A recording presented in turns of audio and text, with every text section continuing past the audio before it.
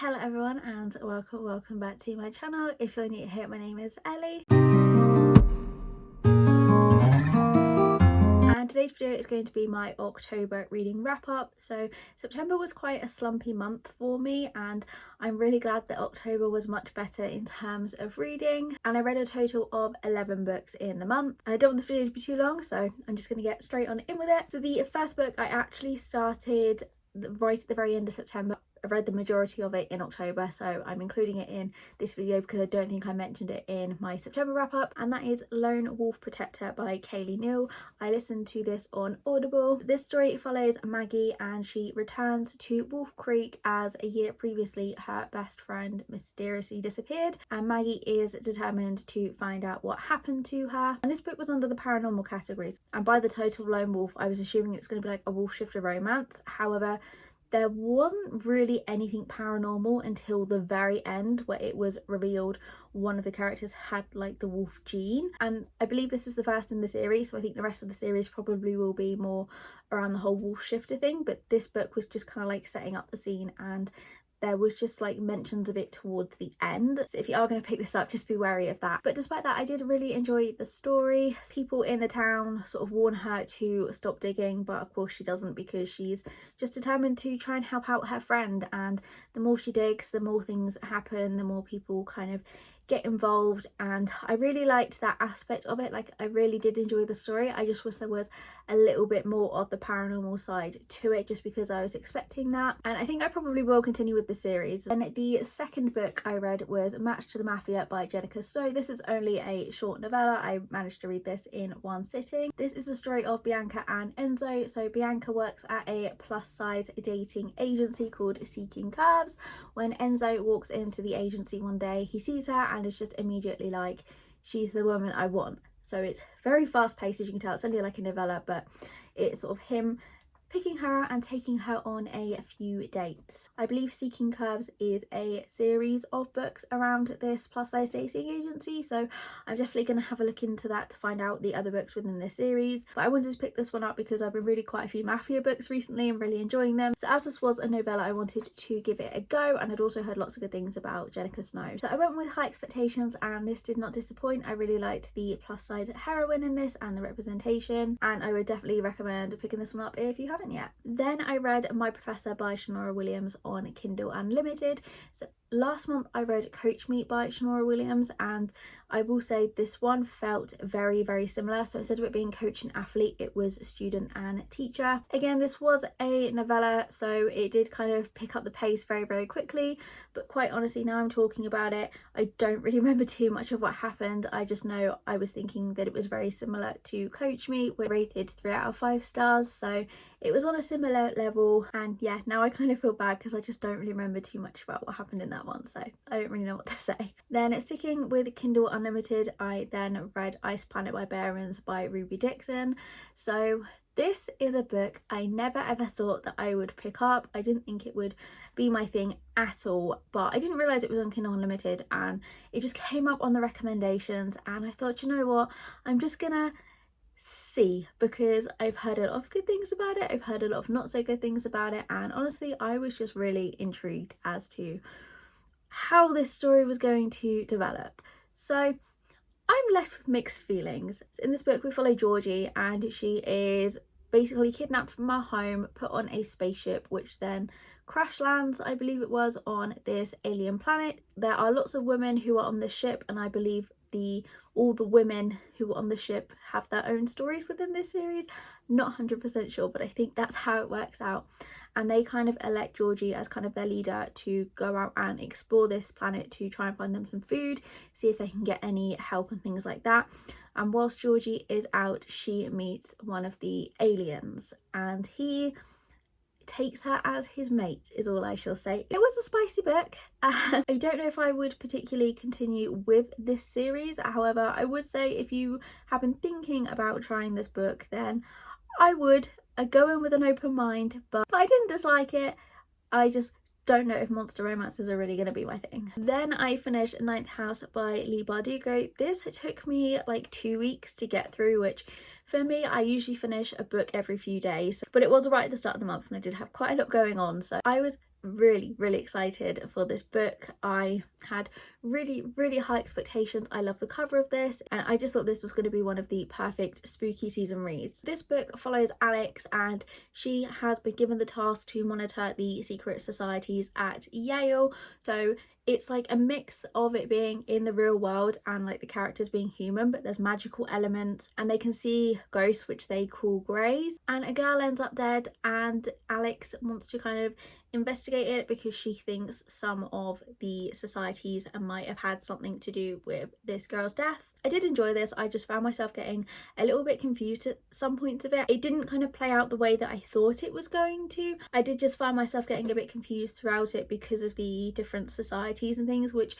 they are explained throughout here what the societies stand for, and there's a little bit of backstory on how they became and things like that. And also the chapters are kind of told like between then and now, but it doesn't specify between then and now. You just kind of work out for yourself, oh, we've gone back, or oh, we're in the present, which again I think that added to the confusion a little bit. But saying that, I was still gripped to it. When I got to bits that I found exciting, I did not want to put it down, but then I would find myself confused and would just kind of put it to the side and read something else. So like I said, it did take me 2 weeks to finish, which is slightly unusual for me, but I did really like this, and that's not to say that it took me so long because I didn't enjoy it, because I did. Then I read Twisted Love by Anna Hong, and this book, I read this within the day, and I went into this with quite low expectations. So back in March, I tried reading, I believe it was Twisted Games, the second book in this series, because it came up suggested on Kindle and I'd heard lots about the whole series, so I thought I would give it a go, and I ended up DNFing it at about 30 pages because I just didn't really like the main character. So because of that, I decided that I just wasn't going to try any other books within this series. But then I went into the works a few weeks ago, saw this one in there and thought, you know what, I'm going to give it another go because it's so hyped.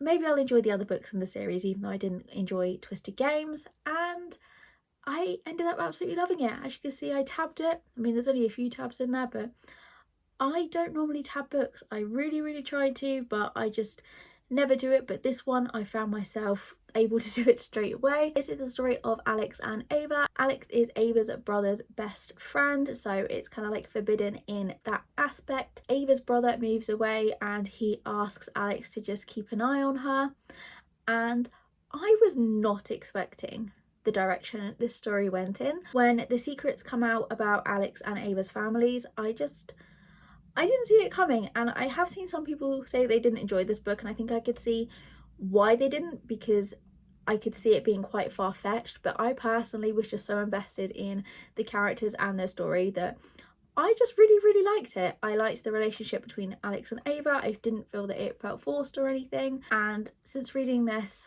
I have now purchased the rest of the series, including Twisted Games, because although I didn't like it, I love this one so much.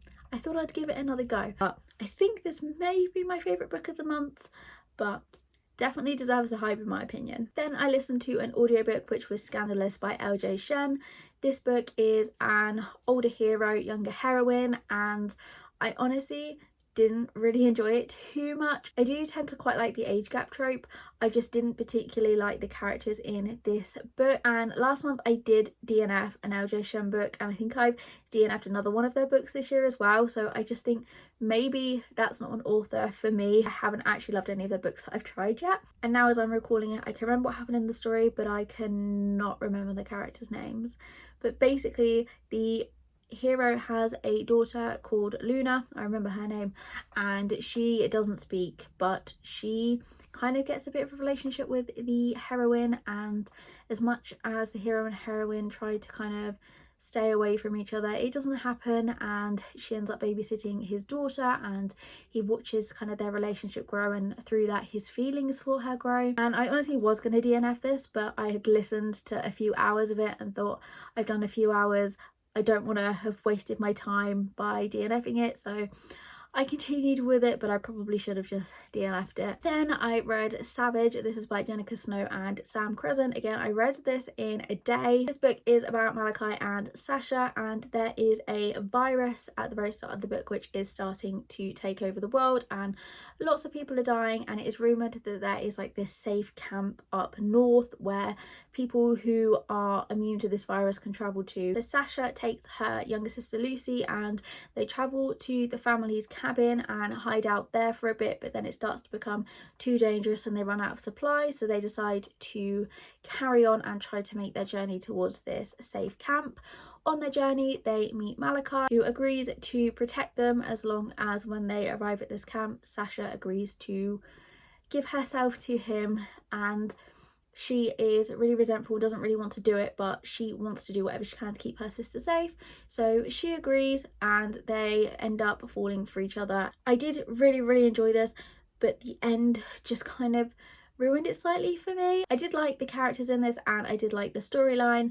I don't want to give it away by saying what made me dislike this because it is like right at the end, but I was just loving it until that happened and it just kind of felt very rushed and it let it down. It dropped a star down for me, but I would definitely recommend reading this. Then I listened to another audiobook and that was The Girl in the Love Song by Emma Scott.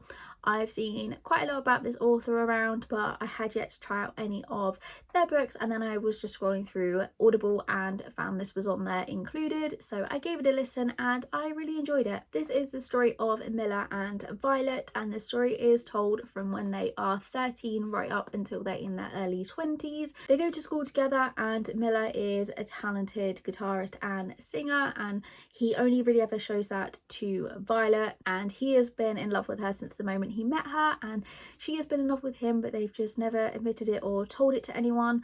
So you see them sort of growing up through high school, all these kind of like missed opportunities, and they are with other people but they still kind of have their feelings, but because the other one thinks the other one doesn't feel the same, they just kind of take their separate path. And then one day they're at a party and Milla plays for everyone, and suddenly everyone realizes just how talented he was, and he gets swept up, he gets signed and gets given a record label, and it goes from there. So I really loved that the story started with them being at 13 through to their 20s, and I found myself rooting for them the whole way through, just waiting for them to get together. Then the final audiobook I listened to was What the Hex by Alexis Daria. I think this is like an Audible only book, but it was a really short novella. I think it was only like a 45-minute listen. In the story we follow Catalina, and she has returned back to her home for her sister's wedding, but upon arrival she discovers that the groom has been taken over by a demon, so she has to work together with the groom's brother Diego, who she never got on with when she was younger, to get the demon out. And yeah, I enjoyed this book. As it was nearing the end of October, I wanted some kind of magical books to fit in with Halloween, and I had seen this around a few times. I was in Watson's the other day and saw some books by this author, so I think now I enjoyed this one, I might pick those up. I think this concept would have been fun as a full-length book, but it did also work well as the novella. And then the final book, which I finished in October, was Zodiac Academy Fated Throne by Caroline Peckham and Susan Valenti. This is book number 6 in the Zodiac Academy series, and again I feel like I can't really wrap this one up because if you haven't read any of the other books, then anything that I tell you about this book would be a huge spoiler as to what happens in the Zodiac Academy series. I did really enjoy this book. The ending has left me very excited for book 7, which arrived yesterday, so I think I might try and start that one tomorrow. So I'm giving myself November to read book 7, ready for book 8's release in December. So I'm all on track still for my goal of that. If you have been thinking about starting the Zodiac Academy series, I would definitely recommend it. I am still buddy reading this with my best friend. I believe we started the first book in about April, and we've read about 1 book a month since we started, and we are both still really loving this entire series. I'm just left very excited for the next one. So that was everything that I read in October. I hope you enjoyed this video. If you have any book recommendations, then please let me know, or if you have read any of the books that I mentioned in this video, then please let me know what you thought of them. But I'm hoping November is just going to be a good of a reading month as October was. But yeah, thank you so much for watching, and I'll see you again soon.